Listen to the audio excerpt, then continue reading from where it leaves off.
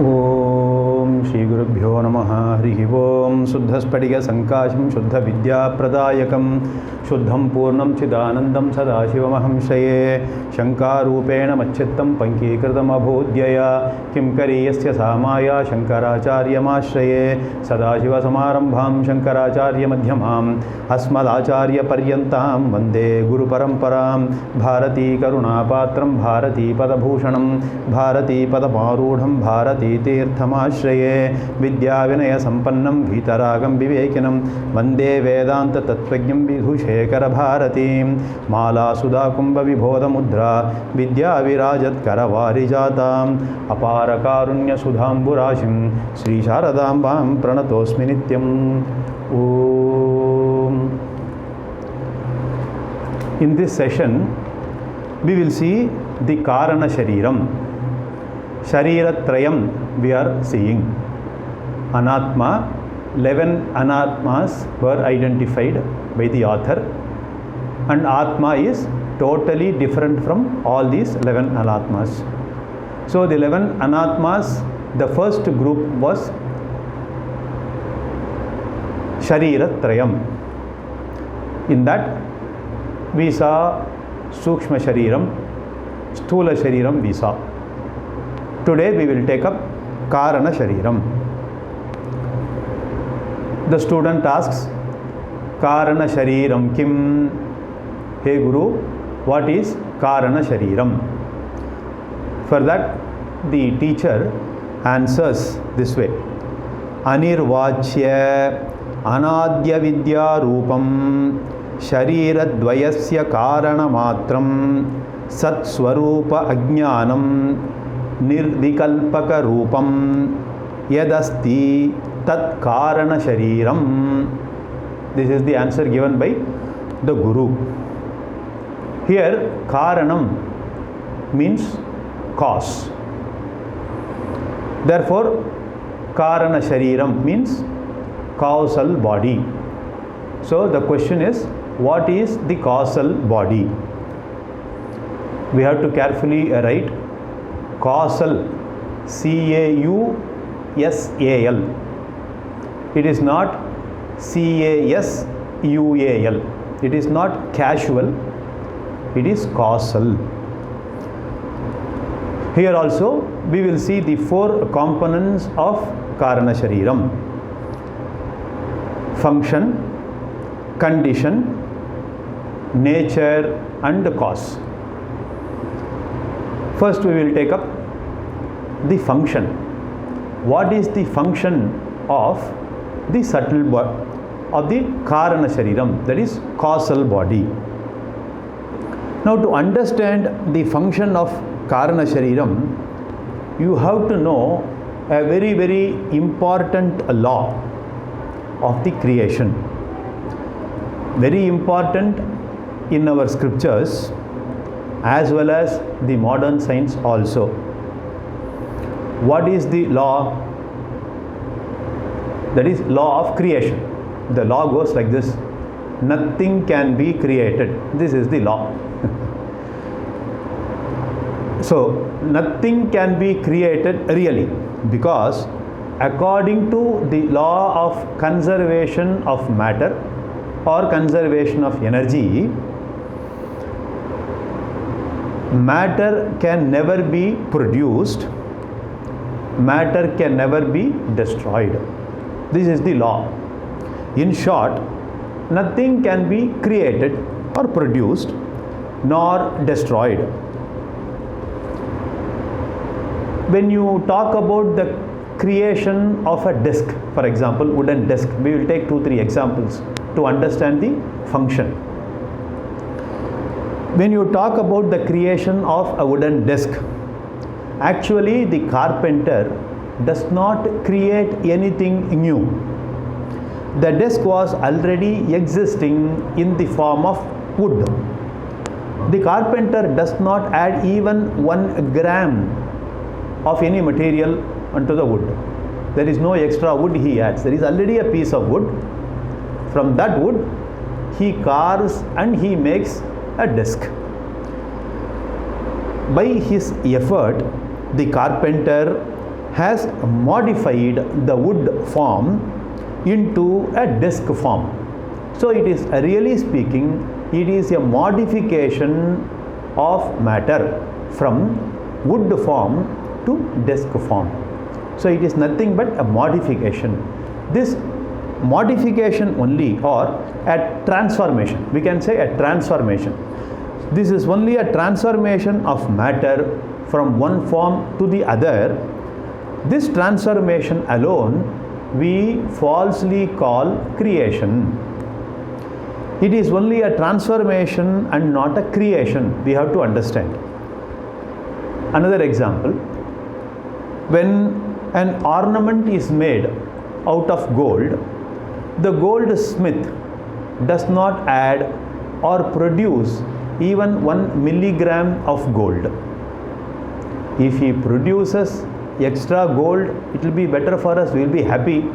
But what actually happens is, they charge us for a reduction, sedaram, teimanam they say, or process loss they call, and they charge us more and they give you lesser gold. So he doesn't add anything. The gold was in the form of a lump of gold, and the goldsmith makes a different form called bangle or chain or ring, whatever. So he has only given a particular shape. It is only a transformation from one form of matter to another form of matter. Once again, which we falsely call creation. Similarly, when a tree is grown from seed form, it is grown into a very big tree. We can say when a tree is generated or created.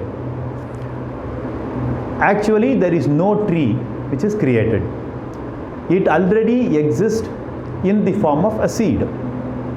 And that seed is called the unmanifest form of the tree. So, the tree very much did exist in potential form, in an unmanifest form, in a seed form. Production of a tree is not actually a production or a creation. It is only an unmanifest tree coming to manifest form. Similarly, all our bodies existed in the womb of the mother in potential form, and the creation of our body is nothing but unmanifest form comes into manifest form. Therefore, everything existed all the time. This whole creation, this whole universe existed all the time. Bhagavan did not create even an ounce of matter. So then, if the world is not created, if the world is existed all the time, why do you talk about creation of this universe? We call it Srishti. And also we talk about dissolution, Pralayam. Why talk about all this? Why should there be creation? Why should we say Pralayam and all those?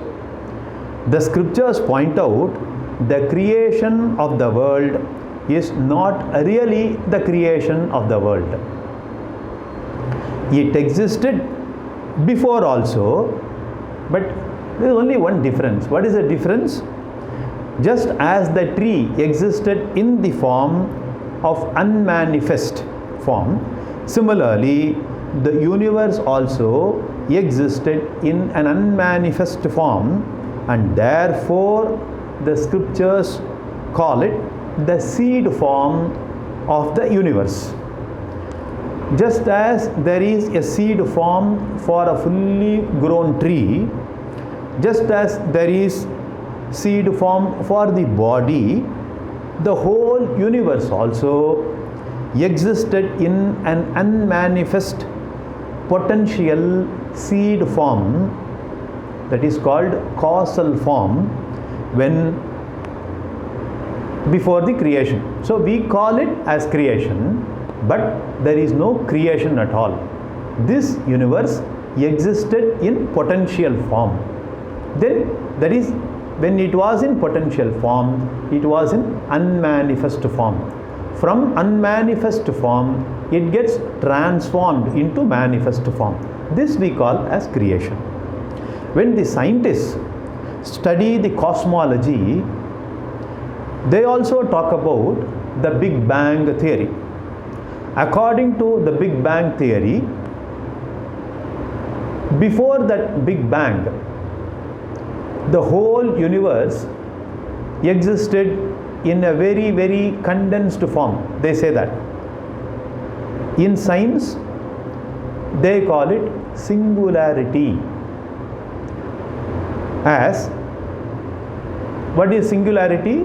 A state of no information. In Vedanta Shastra, we call it avyakta prapancha, and the creation is nothing but the avyaktam, the unmanifest form, evolving or coming to manifest form. Just as the seed of the tree becomes the sprout, then the sprout becomes the plant becomes the tree, fully grown big tree. Similarly, the universe tree also evolves. And if creation is nothing but manifestation, then what do we say about dissolution of the universe? You have to extend the same principle. At the time of Pralayam, the manifest universe will not be totally destroyed because of the law. We should always remember the principal law of conservation of matter or conservation of energy. What does it say? Matter cannot be destroyed. Matter cannot be created. This is what they say.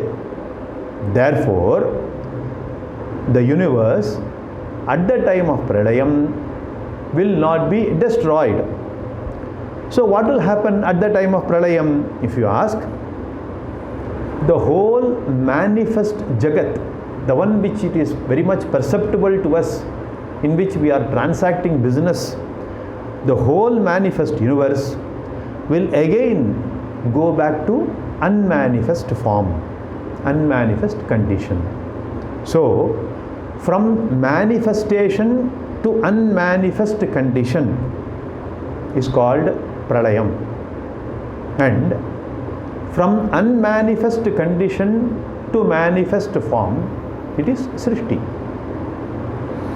Which means the universe will always exist either in Avyakta Rupam or in Vyakta Rupam. Avyakta Rupam means what? Unmanifest form. Vyakta Rupam means manifest form. Therefore, the universe will always be existing either in unmanifest form or in manifest form. So only the form will be different. This is true with regard to anything. When you destroy the wooden desk, it will be reduced to pieces of wood, correct? When you burn all these pieces of wood, once you burn everything, the pieces of wood become ash. If you mix the ash with the earth,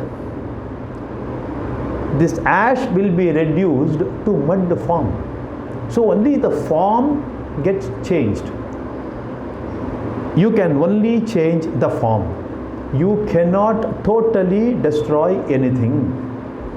Similarly, you cannot produce also, you cannot create also anything new. In fact, the theory of atom bomb explosion is based on this theory only. When matter is converted into energy, it becomes an atomic explosion. It is famous Einstein's theory of relativity we call. Energy E is equal to mc square, where m stands for mass and c stands for velocity. It is this Einstein's theory of relativity based on this law only, law of conservation of matter, conservation of energy. That is, matter, when it is converted to energy, and the same energy will once again be converted back to matter. If this is true, we can say every object in the creation was existing even before their creation, even before they became existent, but in a different form, in an unmanifest form. For example, this mobile phone, this mic, this desk, wall, everything, the whole thing, including your own body, must have existed even before the creation in potential form. If we have to give a name to these bodies, we give Sthūla Shariram and Sūkshma Shariram. That is physical, gross body and subtle body. These two bodies must have existed even before their creation, extending the same principle. In what form? In unmanifest form, in a seed form. We call causal form. That seed, that causal form of these two shariram, physical body and the subtle body, is called causal body, Kārana Sharīram. So the causal form of a disc will be Kārana disc. The causal form of the mobile phone will be Kārana mobile. The causal form of earth will be Kārana earth. Causal form of Akasha, the space, is Kārana Akasha, Kārana Jalam, Kārana Agni. We can extend this. All of them must have existed in potential seed form, which is called causal form. Therefore, the author says the Kārana Sharīram serves as a seed for Sthūla Shariram and Sūkshma Shariram to originate. Therefore, the function of Kārana Sharīram is what? It functions as an ultimate seed, the basic seed for the origination of Sthūla Shariram and Sūkshma Shariram. When the whole creation is destroyed, the Sthūla Shariram and Sūkshma Shariram will not get totally destroyed. They will be converted back into Kārana Sharīram. They will be transformed. That's it. So when the next Srishti comes again, this Kārana Sharīram will once again be converted to Sthūla Sūkshma Shariram. In the next Pralayam, the Sthūla Shariram and the Sūkshma Shariram will get converted back to Kārana Sharīram. So this can go on and on and on and on. This is an eternal process we call creation. Now you will understand that it is not actually creation. It is only a transformation, change of one form, from one form to another form. Unmanifest becomes manifest, again goes back to unmanifest form. For example, water becomes vapor. When you heat, it becomes vapor. The same vapor, when it gets condensed, it comes back to water. Lord Krishna in Bhagavad Gita says, Avyaktadini bhutani vyaktamadhyani bharata avyakta nidanan eva tatraka paridevana. Everything was unmanifest. and they became manifest, they will once again go back to unmanifest form. So this cycle is eternal, this process is eternal. In English we can say expansion and contraction. Srishti we can say expansion, contraction is for pralayam. So this expansion is falsely called Srishti or creation. This contraction is falsely called destruction or dissolution or pralayam. Therefore, there is really no such a phenomenon called death at all. It is only a change of shape, change of form, from one form to another form. Even now also we are going out of shape, we can see that. So Krishna asks Arjuna, where is birth? What is death, Arjuna? Birth and death are only in your perspective. Nothing is really born, nothing is really gone. Therefore, the function of Kārana Sharīram is, it serves, that is the Kārana Sharīram serves as the source, or it serves as the seed for Sthūla Sharīram and Sūkshma Sharīram, and it is the resolution ground for both of these two bodies, physical body and subtle body. Therefore the author says the function of Kārana Sharīram is Sharira Dvayasya Kārana Matram. Here this Matram is to be noted very carefully. Matram means what? It indicates only.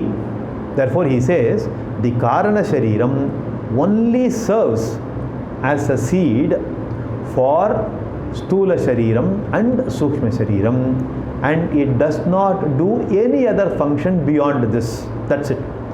It is Kārana Matram. That's it. So this is about the function of Kārana Sharīram. Now we will see the condition of Kārana Sharīram. Author says, what is the condition? Nirvikalpaka Rupam. When anything is in causal form, is in seed form, it will be in an undifferentiated form. That is, various parts will not be clearly visible. It will not be clearly recognizable for us. For example, in a fully grown tree form, we can clearly see the trunk, the branches of the tree, leaves, buds, flowers, fruits, all of them are clearly distinguishable, clearly recognizable. But when the same tree is in causal form, what is that? In seed form, all these parts are there within the seed, but in undifferentiated form. That means the fruit is also there in the seed, the branches are also there in the seed, the big trunk is also there in the seed, everything, but in undifferentiated form. Such a small seed, the whole tree is there in a different form. Therefore, similarly, in a small lump of flesh, all the organs of the baby are there. If you use the language of genetics, in the DNA of the baby, they say deoxyribonucleic acid, I believe. So DNA of the baby, if you do the genetic mapping, all the informations are there, but coded in a potential form which we cannot see, which we cannot understand. As to what type of baby will it be after 10 years, after 20 years, whether it will have hair in the head or not, what will be the color of the hair, whether this baby will have any congenital disease in future, etc. All those informations are there in DNA of the baby. But we are not able to detect, because whatever is in potential form, we cannot recognize. Certain diseases like kidney problem or blood pressure or any other problems will become known only after a few years, after some time. It is not that they are born only that time. They are there in potential form, but it is visible only after those few years only. They do stem cell analysis. They do stem cell research. These diseases are already there in the DNA, but we don't know which child will develop which disease and at what time, etc. We cannot detect them because they already exist in potential form, seed form. Therefore, we cannot differentiate, we cannot distinguish, we cannot recognize them. Therefore, Kārana Sharīram will be a condition in which you will not be able to distinguish or differentiate anything. Such undistinguishable state is called Nirvikalpaka Rupam. Vikalpa means differences. In Sthūla Shariram, in the fully grown gross body of a human being, the vikalpas, the differences are clearly visible. I am able to see the hand, leg, toe, head, stomach, so many portions we can see because it is in gross form. In subtle body, the differences are less clear compared to Sthūla Shariram. That is, in subtle body, when you compare with the physical body, gross body, the differences are less clear, but it is clear. I know what is in my mind. Intellect, emotions, all of them we know. Sense organs of knowledge, sense organs of action, differences are very much evident. Whereas in the causal body, the differences will not be able to be detected at all, will not be detectable, will not be recognizable at all. Therefore, the condition of the causal body is undifferentiated condition, unrecognizable, which is in potential condition, which we call Nirvikalpaka Rupam. I will stop with this. We will see the other two characters of Kārana Sharīram in the next session. Purnamadav Purnamidam Purnat Purnamudachyate Purnasya Purnamadaya Purnamevavasishyate. Om Shanti Shanti Shanti. Harihi Om.